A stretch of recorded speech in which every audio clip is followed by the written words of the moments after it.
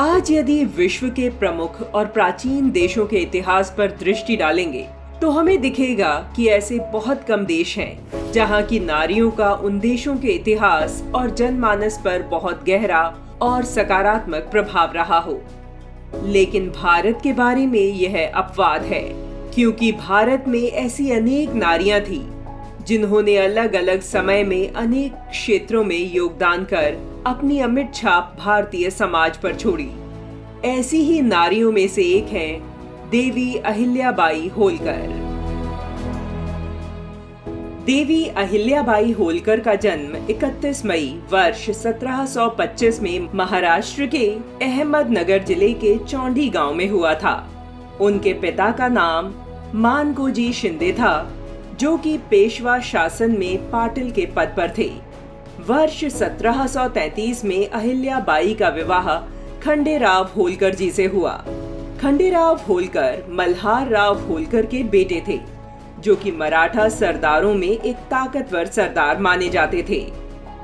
लेकिन जैसे जैसे समय आगे बढ़ता गया, माता अहिल्याबाई जी के जीवन का भी संघर्ष बढ़ता गया।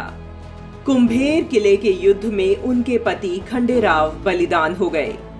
वह खंडेराव की मृत्यु के बाद सती हो जाना चाहती थी, लेकिन मल्हार राव होलकर ने उन्हें ऐसा करने से रोका, क्योंकि वह अहिल्याबाई की राज्य के मामलों को संभालने की क्षमता से बहुत अच्छी तरह से अवगत थे। खंडेराव की मृत्यु के बाद उनके बेटे मालेराव उनके अगले उत्तराधिकारी बने। दुर्भाग्य से खंडेराव और मल्हार राव की मृत्यु के बाद उनके अपने एकमात्र बेटे मालेराव भी काल के ग्रास बन गए। अपने जीवन में इतनी चुनौतियों का सामना करने के बाद भी देवी अहिल्याबाई ने कभी हार नहीं मानी और अपनी प्रजा को सुख समृद्धि से भरा जीवन देने में समर्पित हो गईं। उनके शासनकाल में विधवा महिलाओं, सभी जातियों, समुदायों और धर्मों समेत समाज के हर वर्ग ने सुरक्षित महसूस किया। मल्हार राव द्वारा सौंपे गए राज्य का उन्होंने अपने बेटे जैसे पालन किया। वह अपने शासन काल के दौरान उन्होंने इंदौर को एक समृद्ध एवं विकसित शहर बनाने में महत्वपूर्ण भूमिका निभाई और पूरे भारत में यात्रियों के लिए कुएं और विश्राम गृहों का भी निर्माण करवाया। उन्होंने न सिर्फ अपने राज्य की प्रजा के लिए काम किया, बल्कि बाकी राज्यों की प्रजा के लिए भी काम किया।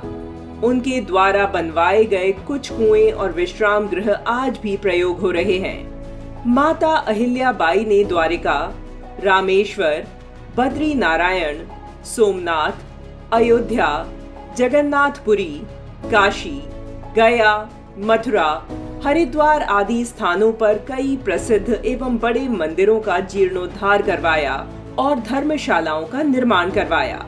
विश्व भर में प्रसिद्ध काशी विश्वनाथ मंदिर का पुनः निर्माण भी उन्हीं के द्वारा करवाया गया था, जो मुगल आक्रमणकारियों द्वारा क्षतिग्रस्त कर दिया गया था। उनके द्वारा किए गए कार्यों से मुगलों द्वारा आक्रमण कर ध्वस्त व खंडित की गई सनातन संस्कृति के मान स्थलों पर नवीन चेतना आई। सनातन धर्म के लिए उनके द्वारा किए गए इन कार्यों के कारण उन्हें पुण्य श्लोक की उपाधि मिली।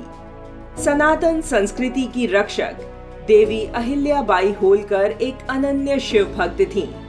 शिव शंकर के परम उपासकों में प्रसिद्ध देवी अहिल्याबाई ने राजकार्य हेतु कभी अपने नाम का हस्ताक्षर नहीं किया। अपने हस्ताक्षर के रूप में सदैव श्री शंकर आज्ञा लिखा। वे अपने प्रत्येक कार्य को भगवान शिव का आदेश मानकर करती थीं।